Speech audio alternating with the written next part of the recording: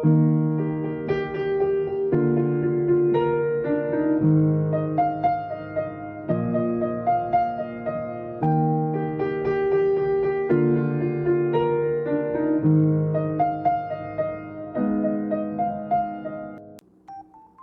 家好，歡迎收睇65後慢活。2026年新年快樂！喺呢度希望大家新一年平安順遂，亦都多謝大家2025年嘅支持。係時候趁記憶猶新，就先安排上台灣高雄嘅旅遊片段。今次係5日4夜高雄自由行，乘坐香港快運，由香港去到高雄嘅飛行時間大約1個鐘頭30分鐘。而我哋分別住喺德立莊博愛館同埋高雄日航酒店。先介紹兩間酒店，兩間酒店都係位於捷運嘅紅線上面。德立莊博愛館位於後翼站，高雄日航酒店就係位處三多商圈站。由機場去到德立莊博愛館，可以直接由高雄國際機場站搭乘紅線，經過9個站之後去到後翼站，車程大約18分鐘。高雄機場唔大，入境之後往左轉就會見到往捷運站嘅指示牌，再一直往前行就可以去到乘搭捷運站嘅升降機。到達後翼站之後，喺3號出口出，再一直向前行就會到達德立莊博愛館。如果需要乘搭升降機，就需要到2號出口。酒店附近有唔同嘅食肆、早餐店同埋茶飲店。仲有一家全家便利店喺附近，便利性好高。酒店採用自助形式，但係亦都有工作人員喺側邊提供協助。今次我哋訂嘅係市景家庭房，最多可以提供4人入住。酒店房間整潔明亮，有足夠嘅位置擺放行李。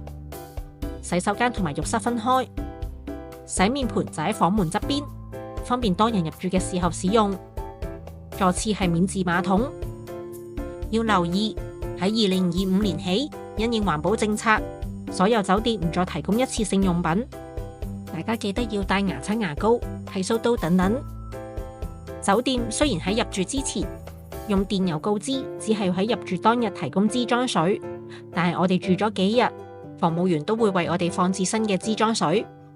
兩間酒店嘅插座都設有3個插頭，唔使驚冇帶變壓器。呢一間酒店美中不足嘅係，喺浴室同埋休息嘅地方中間，竟然冇趟門分隔。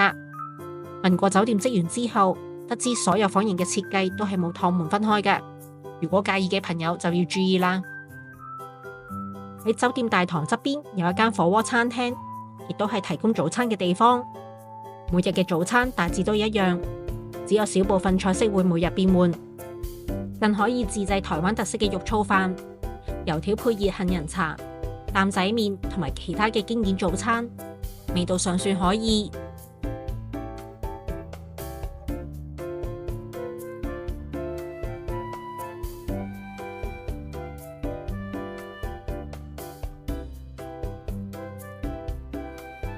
而高雄日航酒店就位於購物區三多商圈，乘坐捷運嘅話，可以喺三多商圈站2號出口步行，大約5分鐘就可以抵達酒店。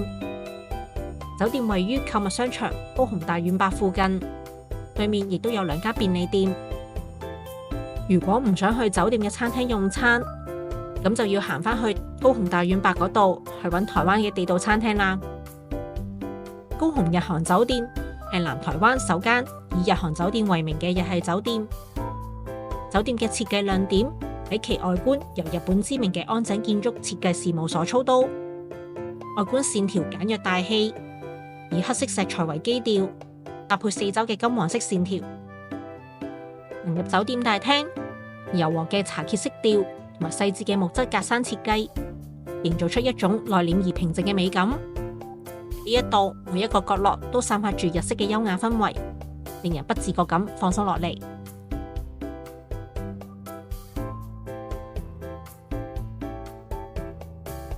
房間設計以沉穩嘅木質調為主，搭配和風元素。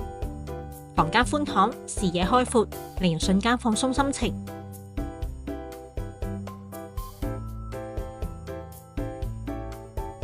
而酒店集團特色之一就係喺床頭放上象徵祝福嘅紙殼。除咗紙殼之外，佢哋仲送上2款自家製嘅鳳梨酥。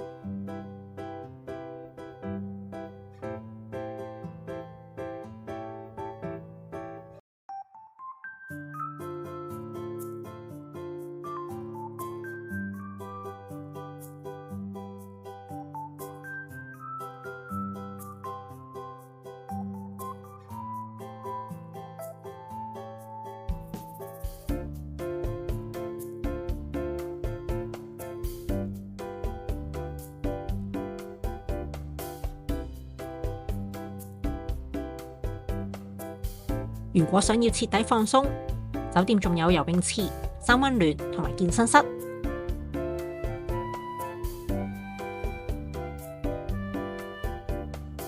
原本打算喺入住期間去佢哋嘅全日餐廳自助晚餐，可惜一早已經滿，要排候補嘅位置。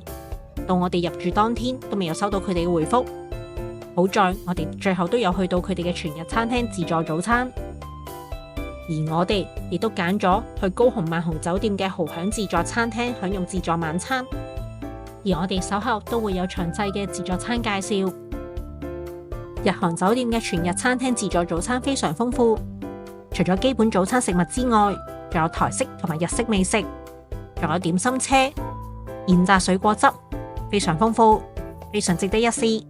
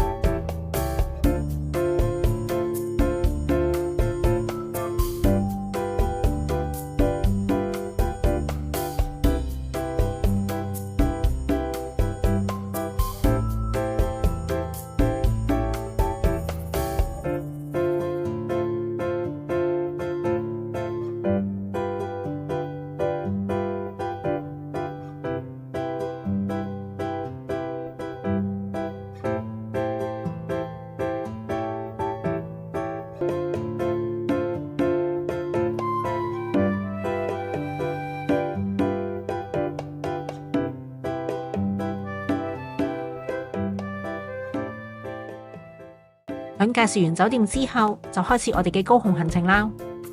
由於抵達高雄市中心之後，時間尚早，亦都係美麗島站光之穹頂傅翼天長光雕 show 嘅時間。去到酒店放低行李之後，就先乘搭捷運至到美麗島站，被譽為世界最美麗嘅地鐵站——美麗島站，由世界知名藝術大師水仙大師擔綱創作。藉由融合各類玻璃藝術經典同埋製作技術，創作成為全球最大一體成型單件玻璃公共藝術作品《光之穹頂》，亦都被列入為全球最美嘅12座地鐵站其中之一。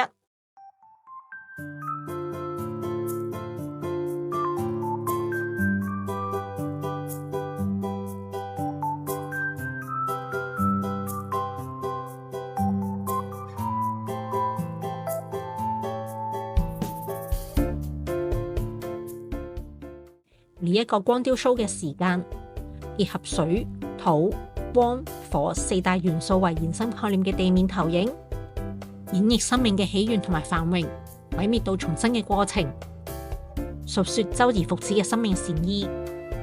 每日有8場光雕 show， 但建議大家可以先喺官網查詢會唔會有暫停演出。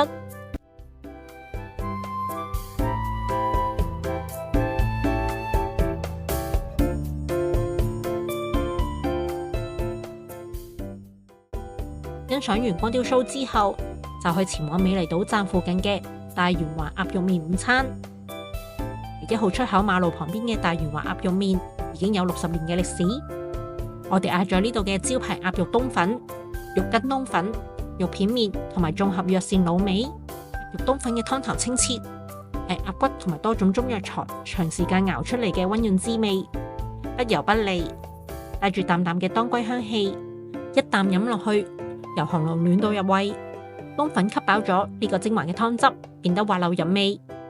鴨肉備得好大方，帶皮嘅鴨肉片肉質緊實唔柴，而肉筋冬粉中嘅肉筋指嘅係豬肉入邊帶筋嘅部位，經過長時間嘅燉煮，軟糯中帶啲咬口，搭配同樣清甜嘅藥膳湯頭同冬粉，肉片面嘅豬肉片喺滾燙嘅湯入邊快速燙熟，保持住肉片嘅鮮嫩同埋原味。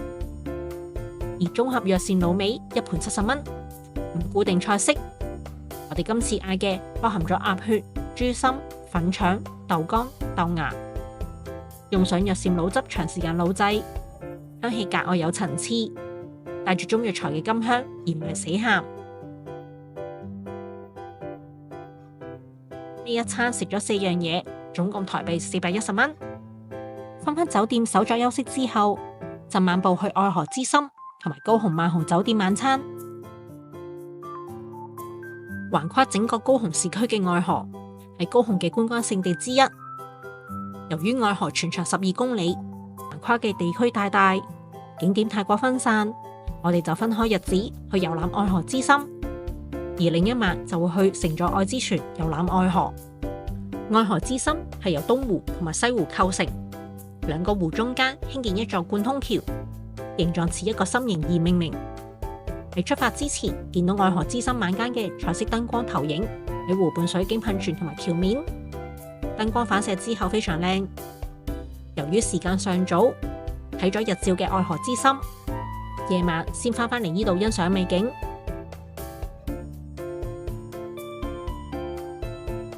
但係好可惜，等咗一晚都見唔到佢哋亮燈。問咗自助餐廳嘅職員，佢哋都話係唔定時亮燈嘅，非常可惜啊！高雄萬豪酒店位於鼓山區，乘搭捷運紅線去到牛仔底站，由2號出口步行大約8分鐘。大家都可以喺2號出口乘搭酒店接駁車去到酒店門口。臨近聖誕，高雄萬豪酒店已經放置咗聖誕樹，吸引咗唔少人打卡影相。酒店裝修宏偉大氣，入口大廳挑高空間十足，配上水晶燈，打造出一種優雅而且充滿當代感嘅空間。酒店有2間自助餐廳，都係位於酒店嘅9樓。一間係素食自助餐，驚享蔬食百匯餐廳；另一間就係我哋今晚嚟到嘅豪享自助餐廳。自助晚餐嘅時間由下晝5點半開始，到晚上9點半結束，冇分時段，所以用餐時間足足有4個鐘。而價錢周一至周五只需要台幣1220蚊加1，即係港幣大約330蚊左右。而65歲以上長者仲有8折。呢一個長者優惠係埋單嘅時候職員主動告知嘅，非常多謝。要留意返喺2026年4月1日起，自助餐價錢會作出調整。有興趣嘅朋友可以上網預約，預約連結已經放喺資訊欄，方便大家。餐廳提供400個座位，因為空間大，座位同座位之間唔會覺得擁擠，非常舒適。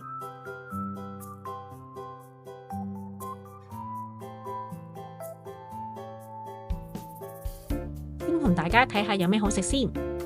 隨餐分開幾個區域，現炒區仲可以睇到廚師們準備菜式。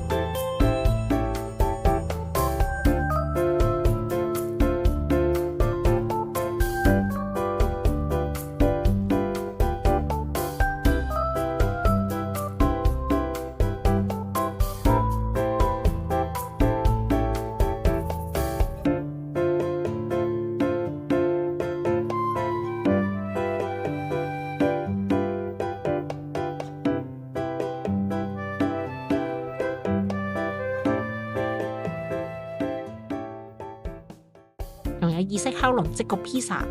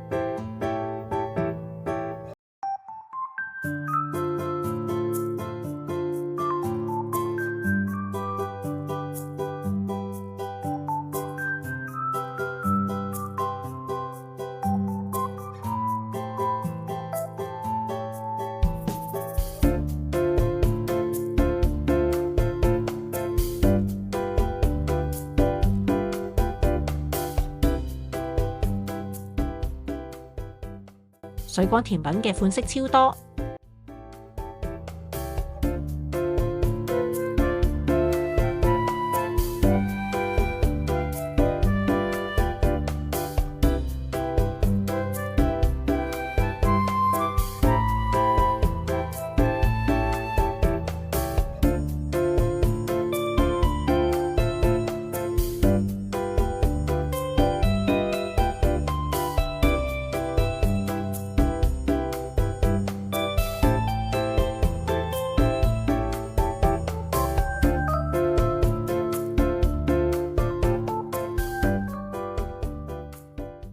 雪糕係 Mövenpick， 無限暢飲果汁、咖啡、茶、汽水、紅白酒、清酒、香檳同埋特調雞尾酒，而每位6歲以上嘅客人仲可以憑卡仔換取鮮蒸龍蝦半隻。龍蝦肉纖維綿密，口感爽脆，味道鮮甜。其實唔加任何醬汁已經好好。我哋3隻龍蝦入邊，其中1隻仲有膏添。雖然冇長腳蟹，但係呢度有蒸牛蹄蟹、凍嘅加菲蟹、凍紅鱘、凍蝦，每款都高量驚人。尤其係紅鱘，高香而且肉質結實。如果係熱食嘅話，會仲好食。而呢一個金沙炒螃蟹，其實就係鹹蛋黃炒軟殼蟹。鹹蛋黃碎均勻咁包裹住每一件軟殼蟹，軟殼蟹酥脆並保持住多汁。小部分軟殼蟹仲有膏添。呢一個一件接一件咁食過唔停口，而其他海鮮都相當出色。相比之下，呢個即滾嘅海鮮煲同埋特製鮮魚湯就比較失色啦。海鮮煲有少量嘅海鮮，但係唔知點解要加上大量蛋液，最後成為咗蛋羹。而特製鮮魚湯有大量嘅海帶同埋鮮魚肉，如果唔加額外調味，就會有啲腥。海鮮鮑魚粥嘅粥底綿密順滑，切粒嘅鮑魚數量都唔少，非常有彈性。刺身壽司唔太突出，但係呢度有即包手卷，每日嘅口味都唔同。今日呢2款都好好食。呢度嘅披薩係即烤嘅關係，新鮮熱辣特別好食。尤其係4種芝士披薩，薄脆有咬口嘅餅底，加上芝士嘅奶香同埋鹹鮮，非常中意。其他熱食就味道正常，呢度就唔多講啦。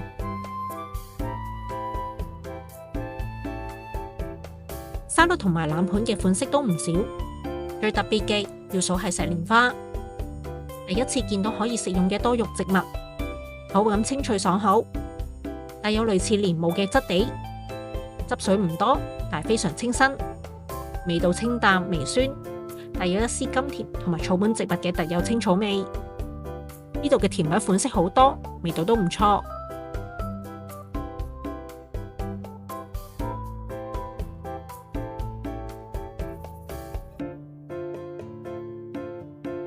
而飲品方面，紅酒白酒容易入口，Moscato 就唔使多講啦。